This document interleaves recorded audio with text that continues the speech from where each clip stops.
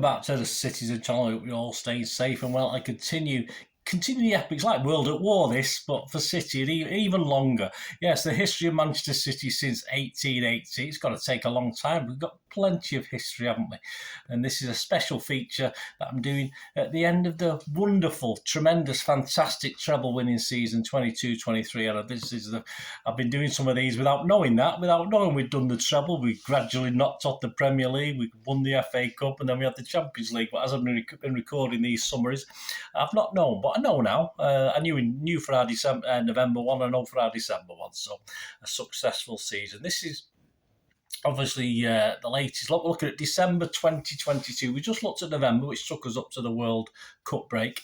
So this is a look back at that season through social media, newspaper articles, headlines, personal observations, etc. Please share yours if you can. So please, there's only 4 games to talk about with this one, only 3 competitive and 1 extra as well, but we'll talk about that. Please, if you are new to the channel, push that subscribe button, push the bell notifications. Great to have you on board. Everything City past, and as long as I can put my little head on and do these things. So hope you can stick with me. Pass the word, spread the word. Please give us a thumbs up, guys. I'm trying to get between 20 and 30 likes. Sometimes these history vlogs don't quite get as many as some of my others. So please just bash that button now. And it'll be about 10 minutes or so. Just join me as we look back at December 2022. Yes, a very quiet month, as I said, but important as we try to close the gap to Arsenal and progress in the Carabao Cup. And it was nice to welcome back, of course, a World Cup winner. Hey, that doesn't happen often for City. Julian Alvarez returned, obviously, a little bit later than other people, because he was playing later than other people, because he brought back a little World Cup with his medal. Well, there you go. 17th of December, it all started to get back on track because we had a friendly. Yes, and I went along to this. I was absolutely freezing, I remember, on the day at the CFA with the visit of our friends and our sister team, visit our CFA linked team, Girona, of course, and it ended City 2, Girona 1. Pep Guardiola said, at the moment we have 4 or 5 players. We'll have to wait and see how the others come back. Do with a few more than that, couldn't we? But we just don't have players because the big brains of football decided this schedule and we're going to play another game against Liverpool. So obviously this friendly was just to blow away the cobwebs, but it was mainly a young team. Of course, we had bigger fish to fry with Liverpool. This game against Girona, 2-0 win, was a bit harsh on them, in fairness, with better finish, and they could have edged it. KDB scored on 5 minutes, Haaland on 18 minutes with a difference. Girona hit the woodwork twice and had a goal disallowed for offside. No VAR on this one. The Manchester Evening News headline, back in the groove, Haaland and De Bruyne on score sheet, a City warm-up for restart, that's what we called it. Tyrone Marshall says, Blues ease through the gears, but KDB is a man on a mission. Yes, he was had a disappointing World Cup, so it looks as though he's all fired up. KDB was his star man with a rating of 8 out of 10. And then on to that big one Pep was moaning about. Yes, the old 22nd of December, Liverpool arrive as we battle to reach the last 8 of the Carabao Cup. And it ended, yes, successfully. City 3, Liverpool 2, a strong City team. Ortega, Lewis, Akanji, Laporte, Aki, Rodri, De Bruyne, Gundo, Mahrez, Haaland and Palmer. Gomez didn't feature. We sort of raised a few eyebrows as to why Aki was playing over there, or looked as though he'd be playing over there. We'll soon find out. He's a bloody good left back, so why not? Match report highlights, 9 minutes, Kevin De Bruyne swings the ball into the Liverpool box and Haaland nips ahead of Joe Gomez to tow the ball home. 90 minutes after not really being in it, Liverpool are back in it. Yeah, Matip plays a ball to Milner in the City box, who plays it back for Carvalho. Valio, is that how you spell it? If you pronounce it, who sides foots his finish into the bottom left-hand corner. It's 1-1 at half-time.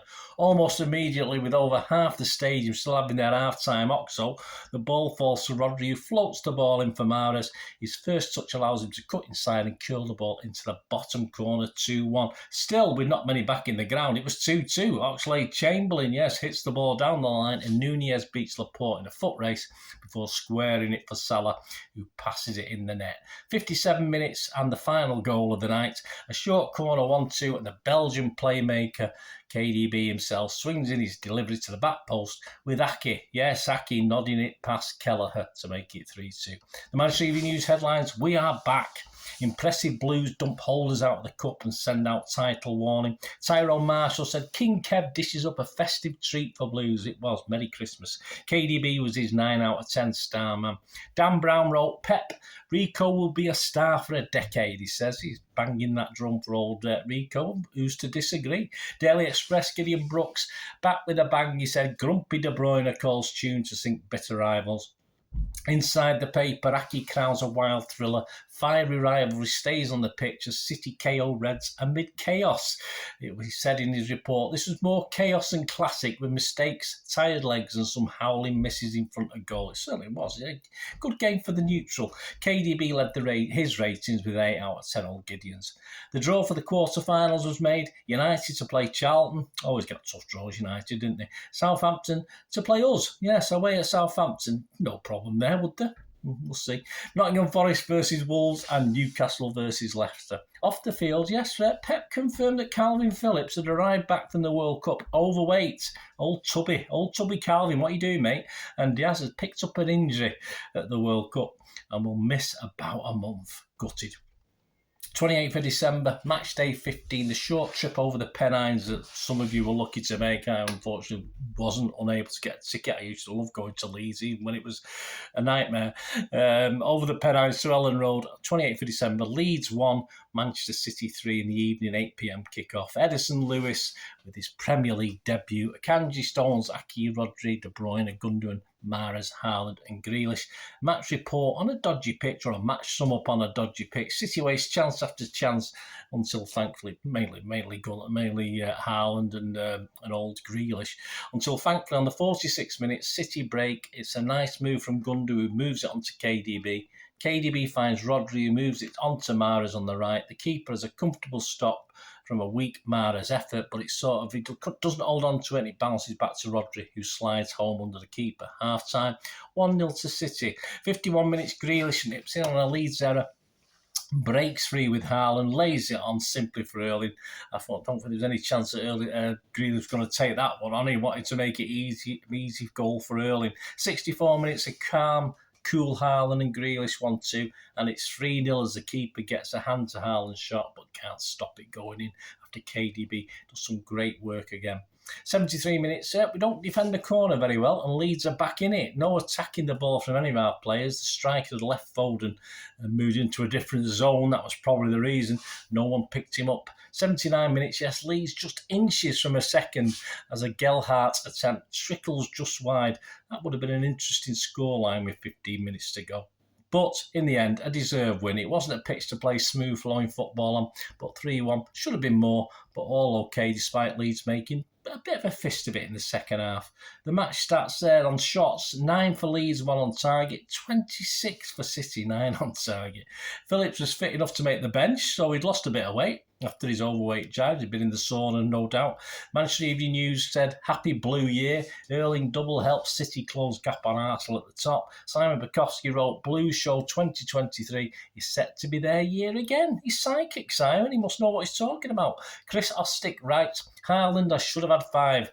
I must practice more. You certainly should, Erling.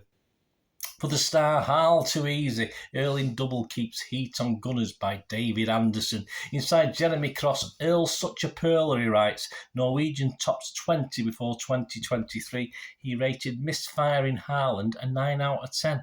Only missed 5 because he missed about 4 or 5 as well as scoring the goals. On the 31st of December, happy New Year's Eve to you. Back to the Etihad for match day 16. And yeah, a team we have struggled against before. City versus Everton, a 3 p.m. kickoff. We started Edison, Lewis, Stones, Akanji, Aki, Rodri, KDB, Bernardo, Mahrez, Haaland, Grealish. Totally different team that I thought would play. The match itself, 24 minutes. A great instinctive Haaland goal from nothing. Some good lead-up play found well by Mahrez. 44 minutes, Stones heads against the post from a KDB free kick. So, yes, 1-0, a deserved lead at half-time, but it should have been far more convincing. 64 minutes, yes, Rodri, what are you doing, mate? Good job, you came good. Rodri, lack of concentration, he gives the ball away, and Grace still had lots to do, but sells a Kanji in the box. He slips, but still has time to put a speculative shot in the top corner. Yes, they had 2 shots, 1 on target. typical. We had 16 shots, 3 on target, a disappointing 1-1 draw, 75% possession for City. To sum up, I said at 1-0 this game should have been over. We should have been capable of increasing the lead against a very poor Everton team. In the Manchester Evening News, it simply said, hard luck. Blues lose ground in title race. Simon Bukowski said, Haaland is centre stage as Blues let more points slip at home. We did. Guardiola, my players don't get fair treatment. Yes, referee Madley had a shocker this game. Stone says Blues should have beaten time-wasting Toffees. Yeah, you're right there, John. Simon Mullock in the Mirror, gritty in pink. Yes, Everton show they're willing to fight for survival. Yes, Everton wore a lovely nice pink shirt for the game. Ian Whittle for the Sunday People led with Pep title tilt, a grey area. See what he did there? Damare Beauty leaves champs playing catch-up. Rico, though, was his star man with 8 out of 10. This now left us, sadly, at that point in time, a bit disappointing. 7 points behind Arsenal going into 2023, who, if they were to beat Newcastle on the Tuesday, they had another game, they can begin to dream, surely. Neil Moxley for the Sunday People wrote on Arsenal, too Odo good to be true. Odo, to be true. Time to start believing. Yeah, I've seen worse. I summed it up at that stage. As far as City, with tougher games to come than this, our wounds may just fester for longer than we would hope. A classic display against Chelsea. We had a couple of games coming up against them, which we'll talk about. In the league is needed. We need to start showing some consistency. That's all I ask. So please join me next time. I think we're into part 7. Sure we are. As we crash out of the Carabao Cup. Relegated Southampton far too good for us. Oh, spoiler alert. And get screwed by the officials and VAR, of course, in the derby at Old Trafford, as we do struggle in vain to close that gap on Arsenal. So join me next time for a look at January 2023 as we hit the new year on the 22-23. Wonderful ending season, but little did we know in January how it was all going to end. Thanks for watching, guys. Please let me know your comments, let me know your memories. It'd be great to hear from you. Until we meet again, well, that's one thing, don't I? Please stay safe, Blues. Come on, City. Bye for now.